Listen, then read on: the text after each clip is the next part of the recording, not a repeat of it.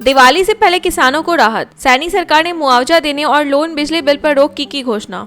हरियाणा के सीएम नायब सिंह सैनी ने बाढ़ प्रभावित किसानों के लिए बड़ी राहत की घोषणा की है। प्रेस कॉन्फ्रेंस में उन्होंने कहा कि दिवाली से पहले किसानों को क्षतिपूर्ण राशि दी जाएगी। साथ ही कृषि ऋण और बिजली बिल के भुगतान पर फिलहाल रोक लगा दी गई है। सैनी ने भरोसा दिलाया कि किसानों की हर समस्या का समाधान प्राथमिकता से किया जाएगा और सरकार हर हाल में उनके साथ खड़ी है। स्वतंत्रता आंदोलन में आरएसएस की भूमिका पर बोले मोदी, शताब्दी उत्सव पर स्वयं सेवकों को गौरव का क्षण बताया। प्रधानमंत्री नरेंद्र मोदी ने आरएसएस की शताब्दी पर संबोधित करते हुए कहा कि संघ की स्थापना कोई संयोग नहीं थी, यह राष्ट्र चेतना का अवतार है। उन्होंने कहा कि स्वतंत्रता आंदोलन के दौरान आरएसएस कार्यकर्ताओं ने जेल की यातनाएं सही और अंग्रेजों व निजाम से संघर्ष किया। मोदी ने कहा कि आज की स्वयंसेवक पीढ़ी सौभाग्यशाली है कि उसे इस महान शताब्दी अवसर का साक्षी बनने का अवसर मिला है।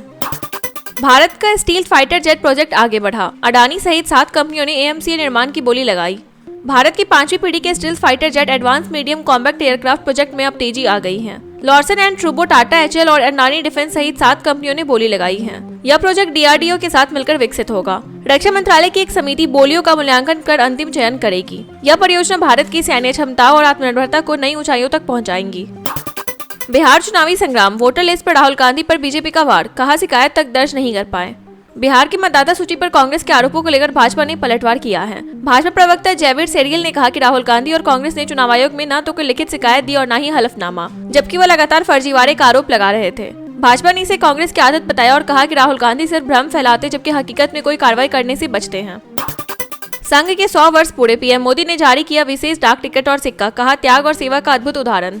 आरएसएस की स्थापना के 100 वर्ष पूरे होने पर प्रधानमंत्री नरेंद्र मोदी ने विशेष डाक टिकट और सिक्का जारी किया। इस अवसर पर उन्होंने संघ की गौरवशाली यात्रा को राष्ट्र निर्माण, अनुशासन और निस्वार्थ सेवा का अद्वितीय उदाहरण बताया। पीएम ने कहा कि संघ की शताब्दी का गवाह बनना स्वयंसेवक पीढ़ी का सौभाग्य है। मोदी ने आरएसएस के योगदान को भारत के लिए ऐतिहासिक और प्रेरणादायी बताया।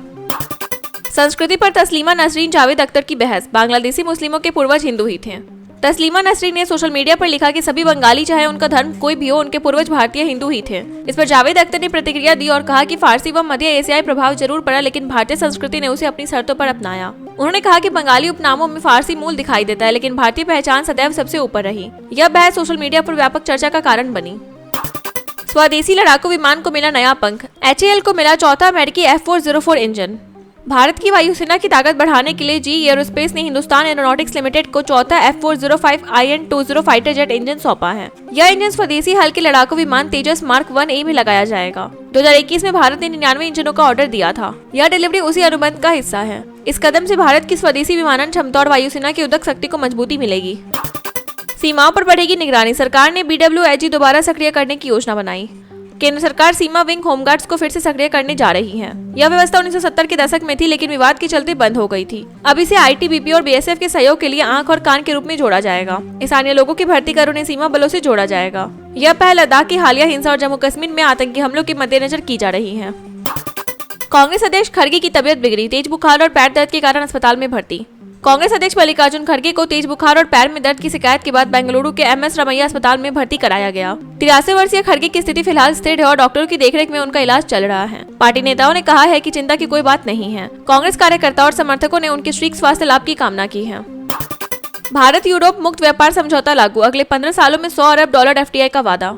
भारत और यूरोपीय मुक्त व्यापार संघ के बीच हुआ मुक्त व्यापार समझौता बुधवार से लागू हो गया। इसमें स्विट्जरलैंड, नॉर्वे, आइसलैंड और लिंक्टेनस्टाइन शामिल हैं। समझौते के तहत अगले 15 वर्षों में भारत में $100 अरब का निवेश होगा। भारत का 2024-25 में EFTA के साथ 24.41 अरब का व्यापार रहा था। इस समझौते से आयातित वस्तुएं सस्ती होंगी और भारत की अर्थव्यवस्था को नई गति मिलेगी।